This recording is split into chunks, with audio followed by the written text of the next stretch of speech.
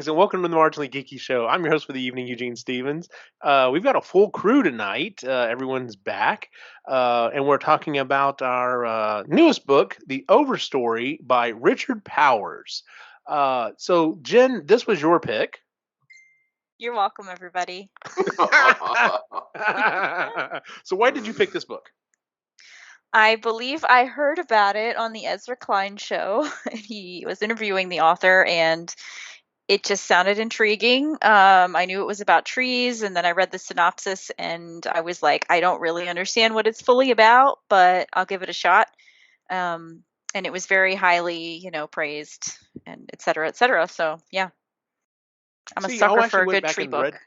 I went back and read the synopsis after reading the book, and I completely agree with that statement you just made. Like, if I read the synopsis, I'd be like, this is a different book. Yeah.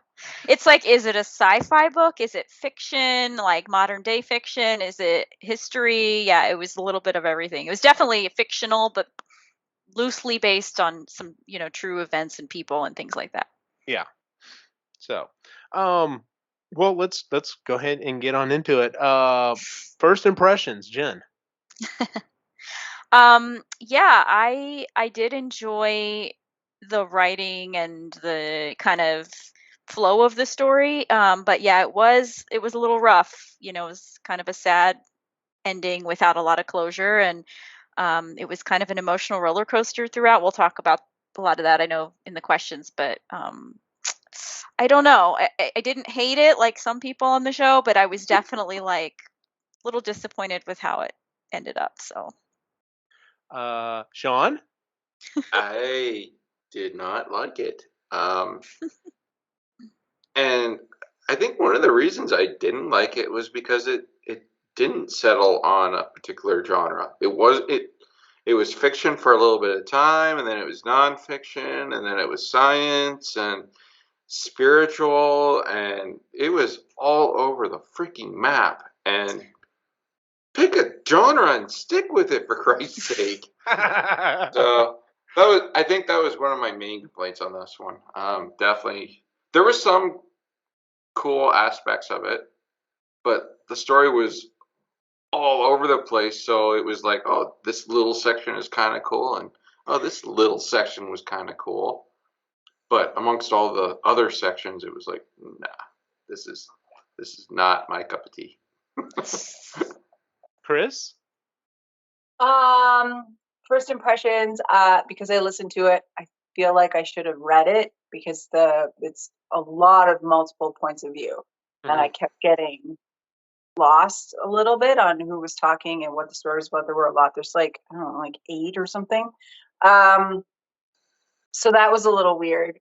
Although I do love a good multiple POV story.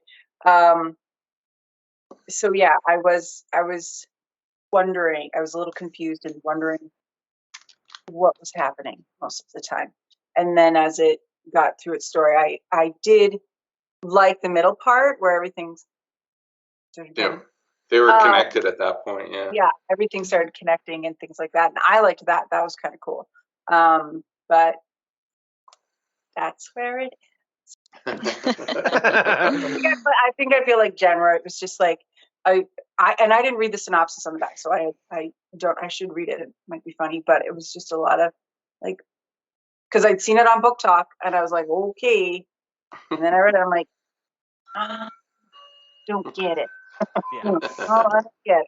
But that's okay. It's like you were constantly waiting for all the pieces to come together, and they never really did. Like, the characters never even all met. You didn't know how their stories were really related, and I was just waiting for a point that it felt aimless. But yes. I mean, obviously other people love that type of story. So for me, it was just like, I feel like I would have read this in college because it got assigned to me. What I took and what the book's about. Ray? It was like environmental historical fiction. That's what I kind of said. Ray? Oh, poor Ray. Poor Ray. I struggled with something. I wanted to You tried. You're just.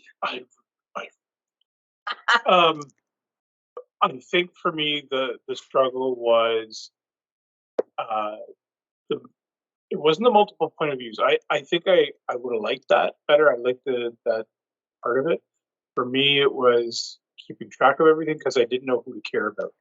There were so many intros in the introductions. I was like, who the fuck do I care about in this? And so by the time that I hit the main story, I'm like, can you tell me what happens? Because I'm done.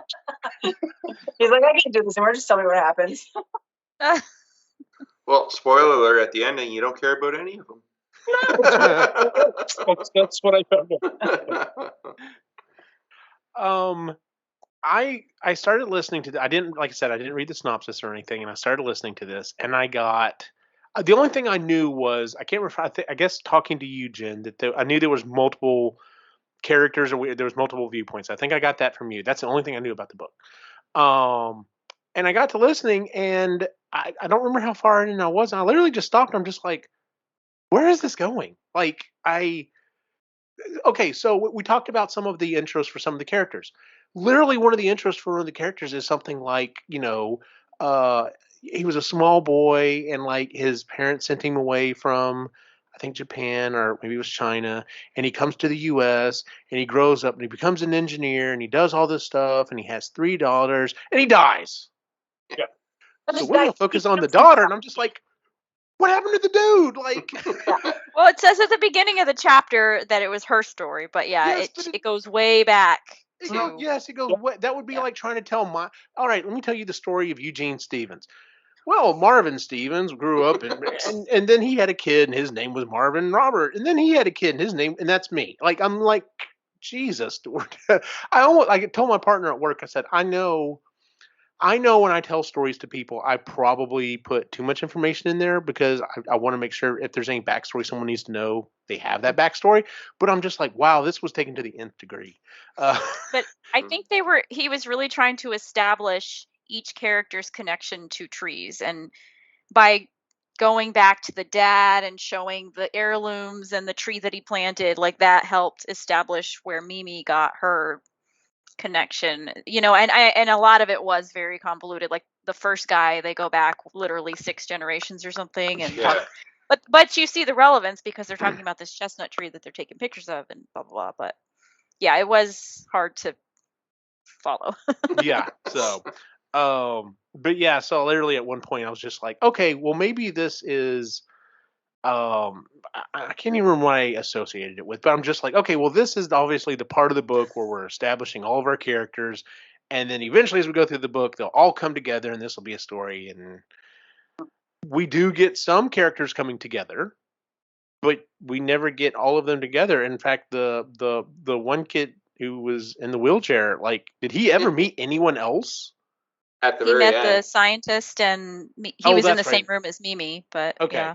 But yeah, that was it. That was like literally at one point. Yeah. And I'm just like, I don't know if I was looking for the Avengers moment where they all come together and help save the trees or whatever, but it just. So anyway, real quick before we really get started with the rest of the episode, Sean proposed the idea of kind of going over some more generalized questions for the book reviews. That is something that we started doing for a while, and I take full credit for unfortunately causing us to kind of backslide on that and going more but to like a blow by blow of the the books or whatever. So hopefully we will try to stick to more generalized ideas, more our thoughts and feelings on the book necessarily than, like I said, how did you feel at this point in the book, and so on and so forth. So just a heads up, we're going back to not the old version, but we're going back to a little previous version of kind of how we did the show. So anyway, any favorite part of the book that kind of stood out to anyone? I loved when they were in the tree for a year. Yeah. Like living in the tree. I was like, there's a lake and there's ferns growing on it and there's all these animals and ecosystem. And I know it was like for a terrible reason that they were tree sitting, but I thought that was so cool how he kind of created that world. And I actually Googled like redwood tree sitting to see, photos of what it might look like, because those things are fucking huge and amazing. Yeah. I could have done a whole book of just that. Mm-hmm. Yeah, that would have been interesting. That would have been cool. Yeah. So I know go I on. complained about it, but I like the idea of the introductions. I think what would have been better is if it really shortened them all up, like limit them to like 20 minutes each max, because some of them are well over an hour. And so I like the idea of the little intros of all of the different characters and then getting into the story, because I think that could have been very interesting, but they just put too much in. I liked what was coming around with the pictures of the tree growing. That was fascinating to me. You know, the idea that, you know, several generations of you know, this family would, like, you know, we're gonna go out and take a picture of the tree, and they kept doing it, and it literally becomes this movie of seeing this tree grow and flourish and stuff through the years. And then he comes back and he's just like, all right, well, things are kind of screwed up. I have to leave here now, so I'm just gonna bury it with my art. And I'm just like, what? Yeah. But Yeah, no, I when like they said that they were idea. burying the stuff in the ground, I was like, "You're gonna kill it and ruin it." Those photos. Yeah, but I No, you're not. It's going to be all gross and dusty by then. It's going to fall Yeah, apart. mildew and yeah. precious photos. No. So I did really like that. You know, seeing it grow, you know, that way. So I um, liked Neelay's code too, especially near the end, where yeah. he changed from world building to basically world problem solving, Hmm. and like the snippets of code going out and looking for answers. Like as a computer programmer, I totally get that, and that's how you can actually make code work. But See, that's the part of the book I did not get. I was just like, I don't understand his story. I like that he is like conscionable about this and loves trees, but I really did not understand how he connected to, you know, like the synopsis says they all come together to save the trees, and I'm like, but what is he doing to save trees? I never got that. at the It's well, confusing to me. at the very end of the book, he uses his code to help, like, find solutions. He's basically running every scenario ever to find solutions to the tree problem and stuff like that. Like his realization was near the end of the book on helping the planet. I guess I didn't get that out of the book. I just Yeah. thought he was like making algorithms to surveil and, like, I don't know, collect data. So I guess in that, you know, case, Yeah. that's pretty cool. But I was really confused by his whole story. Yeah. He was the least relatable for me. Any scenes in particular that stuck out? I'm like you. I did like the idea of the thing with them living up in the tree. That was actually really cool. You know, seeing the entire ecosystem kind of, you know, in and around and above this tree. Um, well, the next question was least favorite. How about every time something fucking terrible happens in this book? Yeah.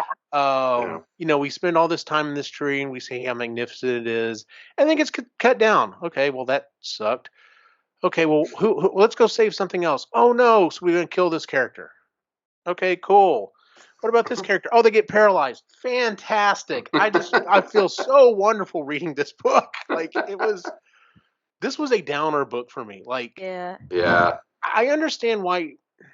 We can talk about the writing here in just a minute, but as someone who is, you know, you know, how do I put this?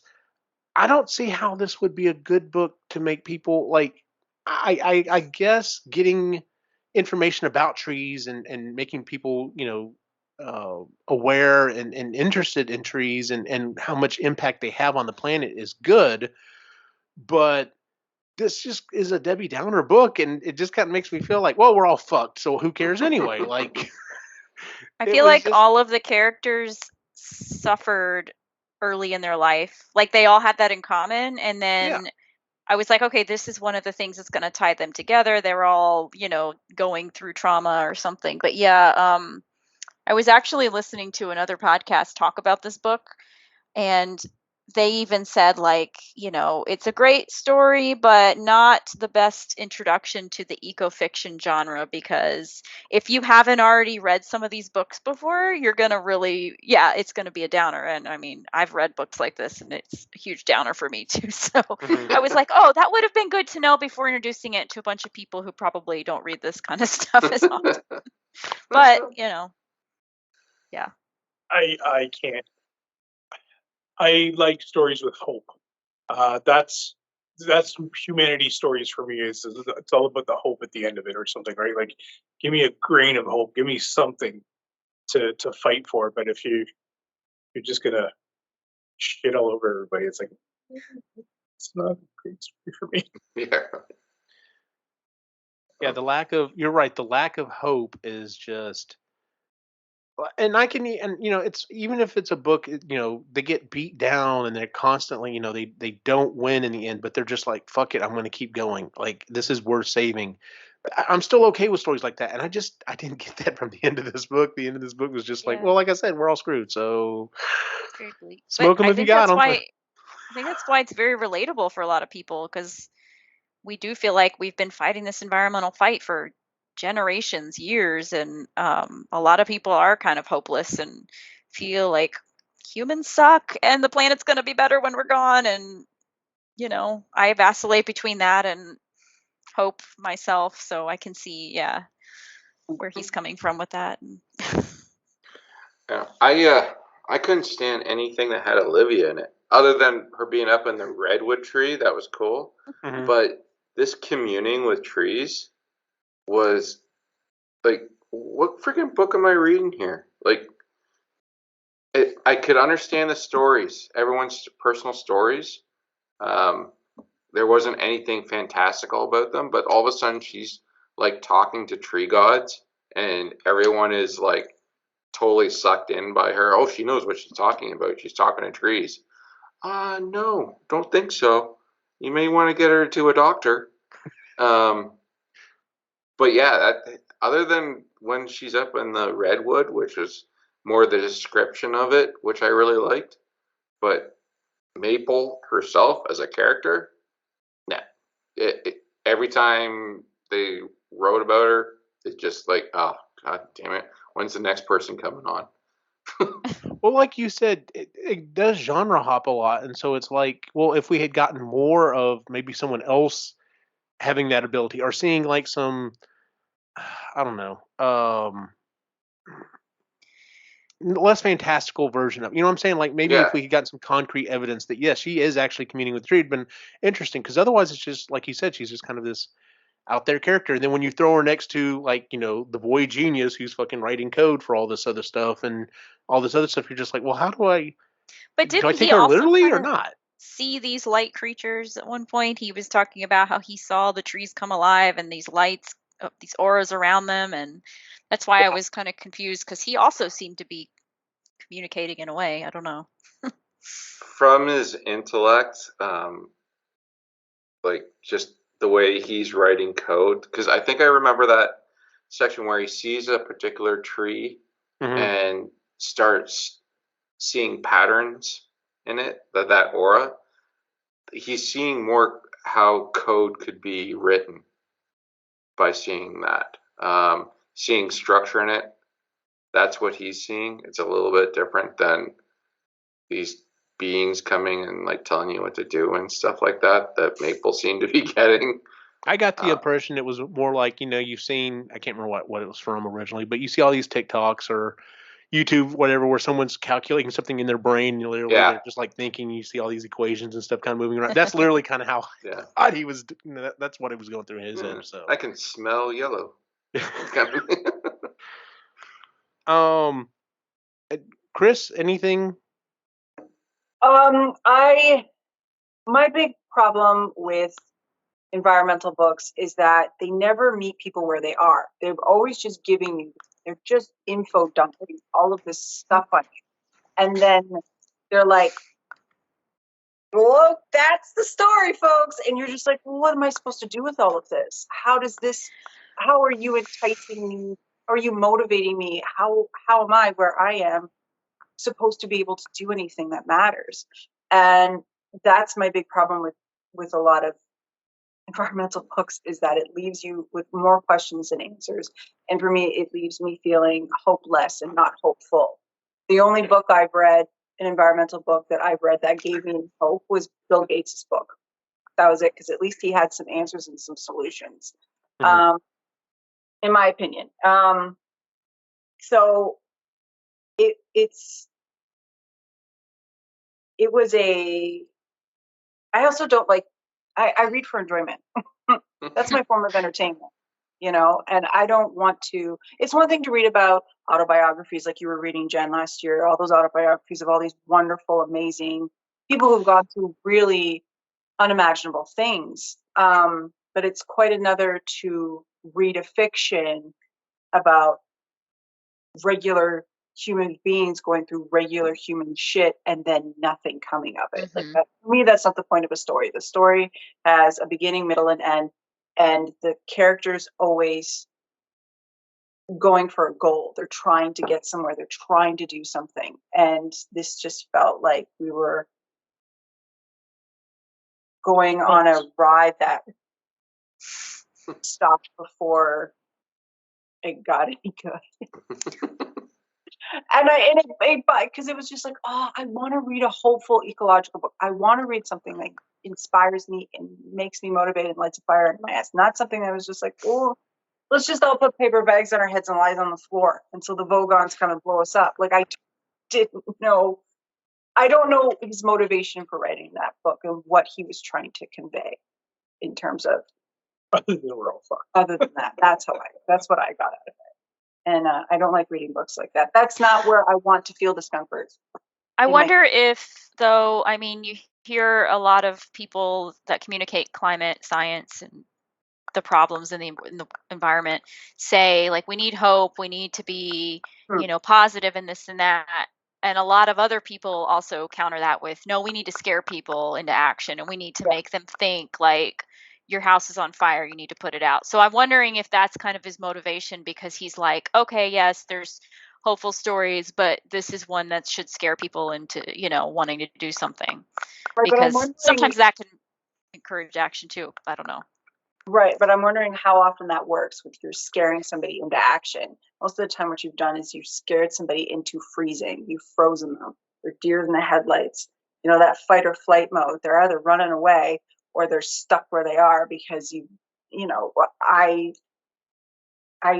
whole scaring into action, it's like somebody criticizing you, expecting you to be like, oh, you're right, I should be a better person, and then magically do it. That's how I take it. That's a valid way to look at it. I have to say that very well put. That's what I feel like. Well, like I'm being scolded that I'm stupid human and I've done all these bad, not me personally, but us as a whole. We're not doing enough. We're not doing enough, and we're doing all these things to the planet, and it's burning, and blah blah blah. And I'm not. So I'm getting the finger pointed at me, and then it's like, go be motivated, and you're like, this guy yelled at. I don't want to do it. Now I feel like a pile of crap. To be perfectly honest with you. So yeah, that's why I mean, like, meeting people where they are. If they're already a little anxious and they don't know as much as you do, because that's the other thing with activists. They get like really like excited, and then they go meet somebody, and when that person's not as excited as they are, they're so disappointed and they're so frustrated. And it's like, well, if you just met them where they were and related to them where they could understand you, you'd get more. You would get your message better understood, instead of just being like, well, like the world's on fire, why aren't you fucking doing anything? And you're like, well, wait, I live in a house in the middle of Ontario. What the hell do you want me to do about it? Half the shit you want us to do, we can't do. It's not up to us. It's up to the governments, and it's up to the powers that be to do. It's not up to me as a single person to. It's up to huge companies that all they want is this money. So once that's out of society, then we can start moving forward. Sorry, I got ranty there for a second because you spent 3 years in at a natural environmental school, and you get taught by a bunch of hippies, and it's sort of the same rhetoric over and over again. Was there anything that information-wise that stood out to you that So this isn't one of your questions, Sean. I'm throwing this one out there just so. Oh, it's all right. Yeah.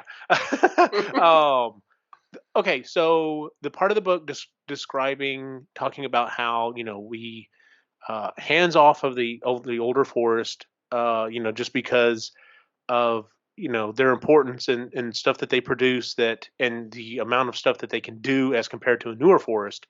And I'm just like, okay, so if that's all true, which I'm assuming it is, I'm hopefully this wasn't, exaggerating. Then yeah, absolutely, like that's a no-brainer. Which I mean, I'm all for practical forestation. Like it's funny, we describe trees as a in some, well, depending on who you talk to, some people will say, well, it's a renewable resource. Some people say, well, it's a non-renewable resource. And it's like, well, yeah, it is. It's both. It's renewable. It just takes a little longer, and you may have to slow down, or you may have to speed up your planting of the trees so that you can, get them at a certain time. You're gonna have to wait a little while for you can go harvest them. But yeah, if some of these older forests, there's just no way that we could possibly ever bring back some of the stuff that they're doing, then yeah, fucking hands off. Like, period. Like, this shouldn't even be a debate, and yet it is, because it's So ridiculous. I actually just interviewed for Sustainably Geeky, a guy who works in the field of deforestation, etc. And Uh-huh. he said something that it's simple, but it kind of blew my mind. I asked him about that. I said, people say trees are renewable, but clearly they serve all these functions. And he said, trees are renewable, but forests are not. So you can replant trees over and over, but the ecosystems they support, the things that they do for the atmosphere and for the soil and for the land itself, and I mean, they talked about some of this in here, the biodiversity, but also, like, yeah, they prevent erosion. They can help break, currents on the coast, and they help coral reefs respawn, and all of these things that people don't even know about, in addition to just like holding carbon dioxide out of the air, pulling it out of the air. It's like, yeah, there's no way to replace that. Those ecosystem services are only available in old growth forests that have had hundreds and thousands of years to develop these complex ecosystems. And it's amazing the things that we've learned about trees, but like still don't know, or that people just aren't aware of. And as I was reading this book, I just kept thinking about the book I read last year, The Hidden Life of Trees. And so much of that, you can tell, came directly from that book, because he just talks about the fungal networks and the way they communicate and all the interesting things that they do that people don't even notice. And it's amazing that we're even talking about it. Like you said, like the thought of cutting these things down when they do so much for the world. So if nothing else, the book did a good job of impressing that onto me. Mm-hmm. So at I least agree. a point on that. Of course, now I feel like, well, it doesn't fucking matter anyway. We're going to cut it down anyway. I can't do anything to help it or whatever. And then I roll back and I'm just like y'all said, then it's like, well, what can I, if I could do something, what can I do? And it's like, well, I can vote. That helps, but how much does it really? And you kind of slide back into that. I do listen to. I listen to every show that even when we record them, I listen to every show on this network. So I have listened to every single Sustainably Geeky. I've listened to every single episode. So I have heard y'all all say, yes, I feel like sometimes it's like, why am I even bothering? And unfortunately, this kind of put me in that mindset. And I'm the type of person, I will get down on myself. I'll feel defeated, and then I'm just like, nope, fuck it. It's time to go to war and get pull myself back up and figure out what can I do to improve the situation. So, like I said, I'm trying to figure out, besides voting, is there anything I can do to help or They whatever? give you an answer at the end of the book. So Not a great one. I forgot what it is, and I returned the book already. What's the answer? She commits suicide. Oh, well. Yeah, that's the high point of the book. Yeah, that's one of that was the answer that the book gave you. Hey, one thing everybody can do is buy recycled paper towels, toilet paper, and napkins if you have to use, paper towels and napkins. But they do make 100% recycled paper for that, so you're not using virgin trees. Just an option. Just So or use that the or day. suicide. I mean, this is a little less extreme than suicide. Little less extreme, yes. Yeah. All right, well, let's get back to the actual book itself. Thoughts on the writing. Sean, you're kind of our pickiest person when it comes to the writing style. Style was an interesting style, not executed well. I did like what they were trying to do, Mm-hmm. but it didn't work. Too many characters, too all over the place. They none of them, like, they didn't merge all together, which I think that's the style that they started with, but it never happened. And this is a long book to, like, keep thinking that everyone's going to meet at some point and then they Yeah. don't do it. Oh my God. Like, but yeah, so I understood the style that I think they were going for, but it was poorly executed. Just on a writing perspective. Any other thoughts on that? So, just for stylistically, I'm going to hit on a point that we talked about already, but one of my favorite quotes is, talking about best time to plant a tree is 20 years ago, and the next best time is now. Yes. There, to go along with that, there's also the old saying about good society, or something about society's benefit when people plant trees that they know they're never going to have the shade of, right? Like that's Mhm. they're going to see the shade of that tree or something along those lines. I can't remember exactly what the quote is, but it's if this book had have used something like that, where those group got together and did something, and then it would have jumped into the future a little bit, and then there's somebody benefiting from their work. I think that would have got the point across a little bit better. So stylistically, it goes back to the whole negative narrative I have a hard time with. Go on. Oh, I was just gonna say, I thought it was interesting. I thought his descriptions of things were beautiful at times, and the way that he um, tied thoughts together were really interesting. I did also enjoy like in some areas he would start out with one person's point of view, and then he would kind of jump between characters in the same section, which I don't see that very often in books. Usually it's like one person and then the next person in the next section, then the next person, but he would actually switch between two or three people sometimes in just like small things, like because she remembers blah blah blah blah blah or whatever. So I just thought that was neat. But yeah, it was kind of hard to see how everything related in that vein. Speaking of kind of the voice of the book, let's talk about the voice of the book. Did everyone listen to it, or did anyone? I read it. You physically read it? Yeah, I got it from the library. Okay. So for those of us who listened to it, thoughts on the narrator? I thought she was fine. I thought it was a little slow for my liking. She read a little bit faster than Robin Kimmerer for Writing Sweetgrass. She's a little faster than that. Yeah. I thought she did a fine job. Yeah, I thought the narration was fine. I thought the voice work was also okay. I was at least able to pick out the different characters. Sometimes you're listening to your book and you're just like, which character is this again? And it was pretty clear for most of them. It was like, okay, so we've switched over to this character or whatever. So, but unfortunately, and we've talked about this on several times on this show. Whereas that's pretty much how I do all of my reading is through listening to it.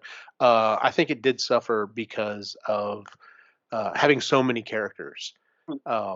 Sometimes it does take a second to go, oh, shifting gears, we're moving on to someone else. So see, that's why I have to read these kinds of books, because I listened to The Power when we read that a few years ago, and it was the same kind. It was like an ensemble of however many characters, and I kept having to rewind it or like look at the screen and say, okay, who's talking now? Because they say it at the beginning, but if you're not listening or if you miss, Yeah. understand it, you will be way off. So I like physically reading these kinds of books just because I can look back and forth and also just kind of predict what's coming next, I guess. I don't know. Like Chris said. Yeah. Be much more confusing. No, yeah, you're right. The Power was definitely one of those that we read that definitely suffered from that because there was no break in it. It was literally one character was talking, and then like, all right, we've moved to another chapter, and it's another completely different character, completely different place, and you're just like, whoa, who's talking now? Like, you completely shifted gears halfway through your story. And maybe her voice was harder to differentiate between characters because she was like British or something. I don't know. Yeah, I don't remember. I have to go back and listen to that differently, episode. but Let's see here. Pardon me. I'm just kind of going through some of the other questions here. How did it impact you? I've actually kind of said it. That's the standout part about the impact of the old growth forest was the thing that, if nothing else, that's what I will take forward from this book. Anything in particular impactful to you, Jen? Or is this all old hat that you've read multiple times? No, I think the biggest impact for me was like I felt a lot of emotions when we were reading about the activist work they were doing, not just the more extreme stuff, but like the protest and the tree sitting and stuff like that, which I guess that's extreme, but it kind of made me feel on one hand excited and hopeful at that point in the book, and then also just like a little hopeless because it's like this is huge, they're up against huge odds, nothing's going to come of it, and turns out nothing really did, but I think it really just drove home for me like how big the challenge is and how much work we still have to do. And I know we think like it's a protected forest, it's protected land, but obviously, anything can happen, as we saw with a previous administration when they reopened a lot of the quote unquote protected lands.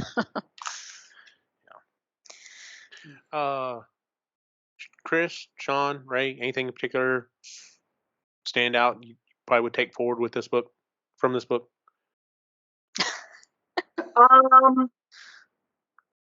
No. Okay. It's Hey, just you know what? sad. You're honest. Love it. I feel bad about that. No.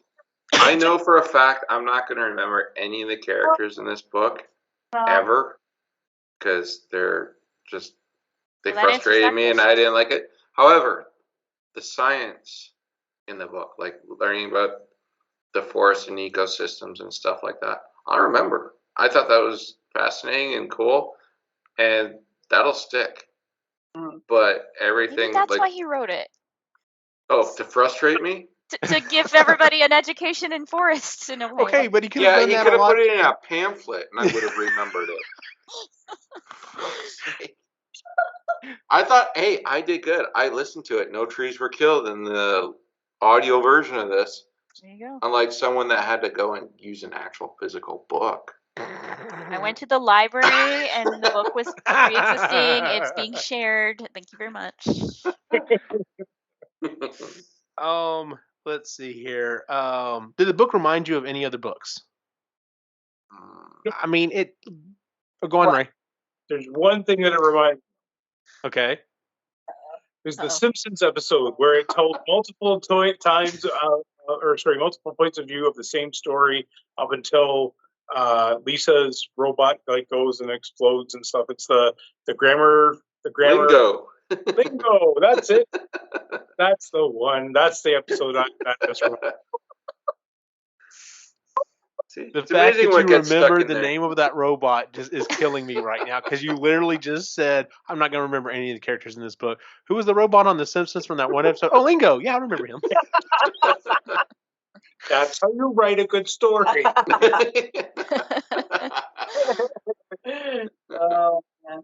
Would anyone consider rereading this book? No, I don't think so. Would anyone consider? Okay, so this actually, I guess, is a legitimate question. Would anyone recommend this book, like, to anyone? Like, is there anyone that you know that you'd be like, no, I think this book would be for them? Jen. That's about the only person I would recommend it to. I might recommend it to like other friends who are into this kind of, activism and or fiction. There's a couple of people that come to mind, yeah, but I would probably caveat it with a warning I of, was going to say, but it's a surely little you're going different. to tell them ahead of time, hey, listen, you're probably going to come out at the end of this book feeling kind of bad. HEA not guaranteed in this book. Wait till it gets to the end. The ending is worth it, and then run away. Oh geez, this is an interesting question. Are there any lingering questions from the book you're still thinking about? I have one. All right, what's your lingering question? Why did nobody address the fact that Patricia killed herself? The two people that were in the room with her never brought it up again. Like it never in Mimi's like days long meditation in the park, she never thinks about that when she thinks about everything else, and then Nile never he tried to stop her. I was just like, I what? didn't know if she actually died or not, because they wrote it in one world that she'd taken the poison and killed herself, but in the very next sentence, in another world, she like stood up and like continued on. I was confused as hell. I was confused as well. I re-listened to that like multiple times. Like, okay, did she die or did she not die? I wasn't sure. I thought she did, because she had this whole like weird eye conversation with Mimi, and then after the fact, they said she like pours it in the glass and drinks it, and then Nile comes up and is like trying to stop her, but I thought she did it because she staggered backwards. They did that, and like they wrote it like she died, and then right afterwards in another world or whatever, yeah, exactly, that she didn't do it. Oh, I don't remember that. And I guess. Oh my god, it was so confusing. Yeah, I re-listened to it multiple times trying to figure out what happened, and I'm like, fuck, she killed herself. Well, I mean, nothing else has had a happy ending for it, so I mean, why would that be the one offshoot? Like, exactly, it's just basing off the rest of the book. Well, that, and I guess another lingering question. Oh, there's so many lingering questions, but like, I never understood the point of the couple story, because he finally, like Ray finally comes to the realization that plants should have rights, trees should have rights, and then he has a stroke and he can't do anything about it. And I'm just like, maybe he'll recover and be able to go back as a lawyer. And he never, like, they literally, okay, they have a overgrown garden, and I guess in a way that's a form of resistance, but it didn't tie into anybody's story. And I was like, why was this? Yeah, and then the town wanted to come and cut it down. Yeah. Yeah, that's what I mean about like you're watching somebody's life, but it's not that nothing happens, and you're just like, well, what was the point of that? What was the point? What was the point? I think wife. You want. Although I did like the way he wrote how Ray saw the world after his stroke and how he tried to communicate. I thought that was kind of interesting. But yeah, you're right. Like, he has the stroke, so you're like, okay, well, is he going to come back from this? And like you said, he's had this realization. Is he going to come back? Okay, well, maybe she's going to become a lawyer and pick up, and it's like, no, it's just, and then on top of that, it's like, oh well, she's having an affair and it's just like, can anyone in this book be like a good person? Yeah, like she was ready to divorce him, leave him, and then she decides to stay and take care of him until the end. Like, she even gives up the prospect of another husband or another love for that. And I'm just like, how did you swing from that to that? I didn't get it. It was a weird. Yeah, it was a weird, unnecessary story. That one could have been left out, and the book would have still been the same. Just wanted to know one more stab at the heart before you. Wasn't even that though? You're just like, what? I think it's just like weird branch that grows off of a tree sometimes. You have this perfect tree and then this one jutting branch. It's like, what the fuck? Someone cut that off. Line, yeah. But as you know, every branch has a purpose, Sean. Now you've learned. Even to annoy me. Didn't. To confuse you. So there is something that this did kind of remind me of. And it's part of the criticism that we're having now. The criticism of what was the second movie in the Star Wars sequels? The Last Jedi. Everyone was like, a lot of that movie was pointless. Like, they went to go do this mission and they come back and nothing happens. And I'm like, okay, I get that, in that happens to people. Like sometimes you try really hard and you don't succeed, and stuff moves on. That's fine for Star Wars because stuff moves on. We got another rest of the movie, and we got another movie after that. And in this, it's like, well, nothing happened, or whatever they were trying didn't go anywhere. The end. It would have Yeah. been different if like this was the first book and there was a sequel, or if there was a trilogy or Yeah. whatever. And it was like, well, and then afterwards this happened. This was all laying the groundwork for something else. And yeah, like you said, it's just like if they had completely cut out that couple story, the book would have been shorter. I don't think it would have changed the message at all that much. And would you? Let's be real though, y'all wouldn't read a sequel to this, like if there was a part 2 to find out what happened to these people. Well, I would. Or You would would you? have to read it first, and I you would have to think tell me, yes, things get better, or there is hope. Because if you told me one of those two things, I might would do it. But if you're just like, no, I felt even worse after reading the second one, I'd be like, no, sorry, Jen, I'm not doing it. Fool me once. So, yeah, but I'm Oh, like you, Ray. Like, even if, as long as there's just like a little bit of hope, Hmm. I can grab onto that and move forward with it. Again, one of them. Maybe all the shit goes down. Everything that bad happens in the book, and that's fine. But maybe one of them is holding seeds that they collected from or a small tree from the red one, or the redwood that they, Mimus. something, in order to go and plant their own somewhere else, or we like got the seed vault, I guess. Well, I was halfway expecting the guy. I'm sorry, I can't remember any of the names. The guy, the programmer, who's a fucking like billionaire. I'm like, well, surely he's gonna swoop in and be like, guess what, Buy all the fuckers? land. I bought all of this force belongs to me now, and that's how they're all going. No, no. Also, something that did bother me was like how shitty of a way they got caught. Like the girl Mhm. that he was Yeah. nice enough to let stay a night, and then she turns him into the feds, and I'm just like, that's it? That's so anticlimactic, but also like, what a terrible person! Like all these terrible people in this Yeah. book. It's just a book full of very, very weird, terrible. Some of them were terrible, some of them weren't. But it was a big hodgepodge of characters. But yeah, like it was hard to care about one person. The most emotion I had to any character was Mimus. I was like, The tree. No, I totally get that. Like, yes, I felt for the tree. but that was the only one I got like really emotional about was Mimus, because everybody else was just like, what? Whatever. All right, I guess. Like, Yeah. of course, it's sad. Well, by that point, you're already been beaten down because everyone that's come before them have all died of some way or another, and you're just like, okay. It was jarring. Like the first Mimi's dad, I did not like that that introduction at all. I really it almost ruined the book for me because I'm like, that was jarring. There was no reason. He was in his 80s. There was no reason. You just stuck that in there. Why?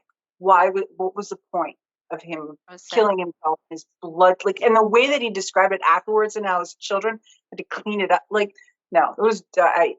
No, that was really unnecessary. Yeah. Well, is there anything else anyone wants to bring up? Or should we wrap up? Final thoughts? I feel bad that I don't like this book. Yeah. I don't hate the book, but it was a little bit it was definitely downer. It was disappointing in a lot of ways, but I mean, I do take a little bit of, not pleasure, but I guess solace in the fact that at least you guys got what you got out of it. It was educational in some ways, but yeah, it was definitely, I tend to read books that I know are going to end well, or at least have closure, and movies as well. So I'm like, oh wow, if I'm going to spend my hard-earned time on this, like you said, Chris, just I want to know I'm at least, not going to be sad because the world is sad and I need happiness in my free time. Which is why I refuse to go back and watch Game of Thrones. Well, fair point.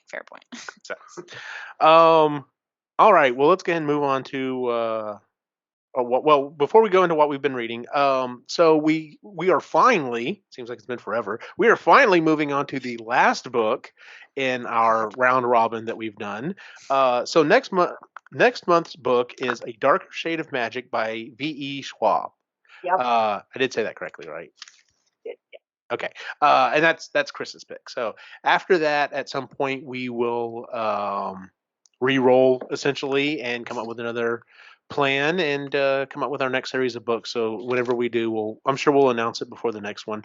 I don't know how serious he was, but we may have another person joining us. Joseph talked about possibly jumping on. So we'll see. Maybe he'll end up joining us, and I can only imagine the books that he's going to introduce us to. Because Yay. I don't know what kind of books he reads, to be honest with you. So may have to tell him they cannot be game guides. So, that being said, what else have you been reading? Anyone been reading anything else? I'm almost finished Percy Jackson's Sea of Monsters, which is book number 2. Okay. I think I have like 30 pages left, so I'll finish it tonight. But it's good. I understand the backlash of the movies now after Really? Yeah, because he's 12 in the first one. Yeah, I read those books too, and yeah. And they're good. They're it's entertaining. So I've got the second. I'm almost on the second one. It's good. And then the book I read before is called A Book of Longings. Jen, I think you would love this one. By Sue Monk Kidd. She did The Secret Life of Bees. It's so good. It takes place in Jesus' time. It's about Jesus' wife. It's historical fiction. It's so freaking good. She researched the hell out of it. It is so good. So good. All right. good.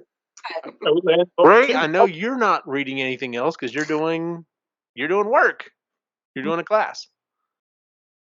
Well, I'm trying. I'm really trying to catch up. Like the Overstory took a lot of the time out of wing.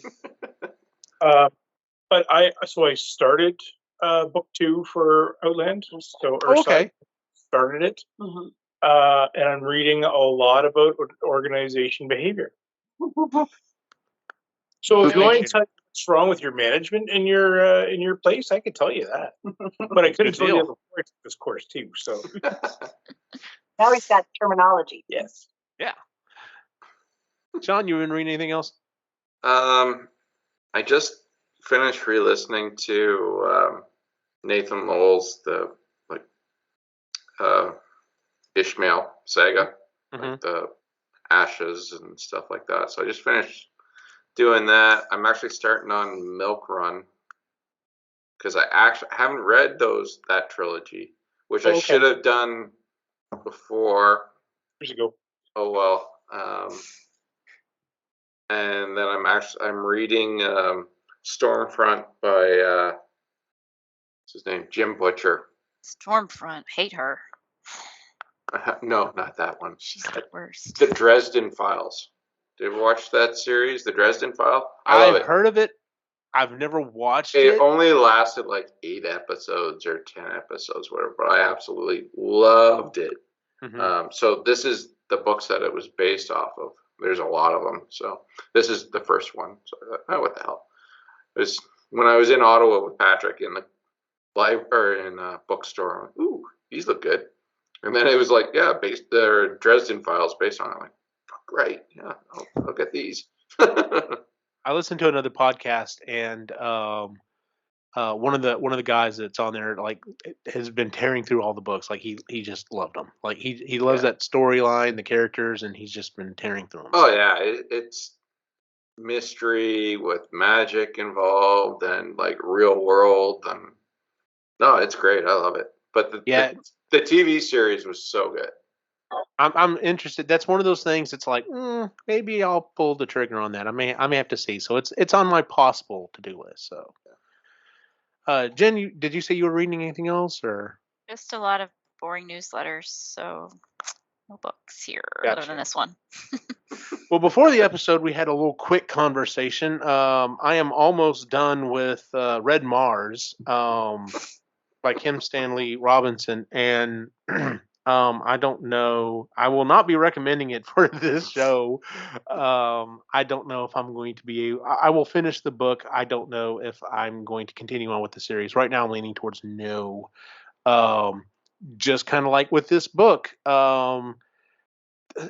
Whereas the characters in this book, I thought were okay. I didn't think they were necessarily bad. I don't like the characters in this book. I don't like the characters in Red Mars. They're all seem to be kind of horrible people, and I'm like, I don't want to keep spending time with these people. And they're pretty lengthy. Like they're good length books. I think the first one's like almost 600, and the other two were over 600 pages. And even at double speed, it's a slog. So yeah, at the probably next episode, I will definitely finish it and definitely give the yay or nay on whether or not I move on to Blue Mars and Green Mars. So, um, kind of like what you said, Chris. How is this book making me feel? And right now, it's making me feel like bad that I don't like this book because I've listened to a podcast with a guy that's like gushed about it forever, and I'm just like, okay, well, I mean, he tends to listen to a lot of scientific stuff, so that's kind of what I was expecting. And there's some science in it, but there's a lot of politics, and I just uh, no, I'm okay. Like I'm okay.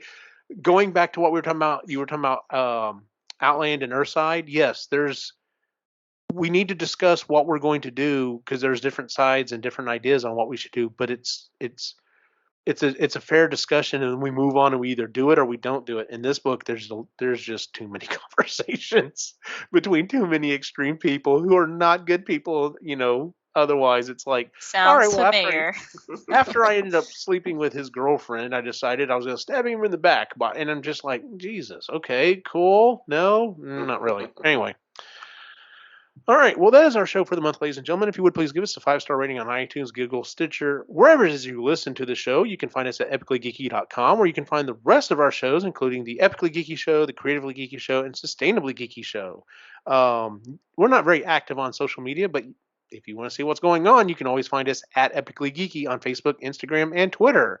Where can we find you online, Jen? You can find me here occasionally and sometimes on Epically Geeky, every month on Sustainably Geeky, and on Instagram and Twitter at Het's Gonna Be Me. Sean? The Mac Daddy of the geeky shows, epically geeky. Screwing with Wikipedia, but I think I'm gonna be spending more time writing book reviews for Jen's books, anyway. That was the one thing. This book got like 4.5 stars on Audible. It got a lot Yes, of awards. it's highly too. rated. Yeah, liars, all of them. So yeah, I'm gonna have to step up my review game. So anyway, and your favorite broken toy on Instagram. Ray? On my McMaster University course, because that's where I was I'm spending doing all this time right now. I'll see everybody in April online. Woohoo! Chris? All the shows you mentioned, and on Instagram at Living Midlife. And as always, you can follow my individual wacky adventure online at Optimus Gene on Facebook, Instagram, and Twitter. For everyone on the site, have a good night.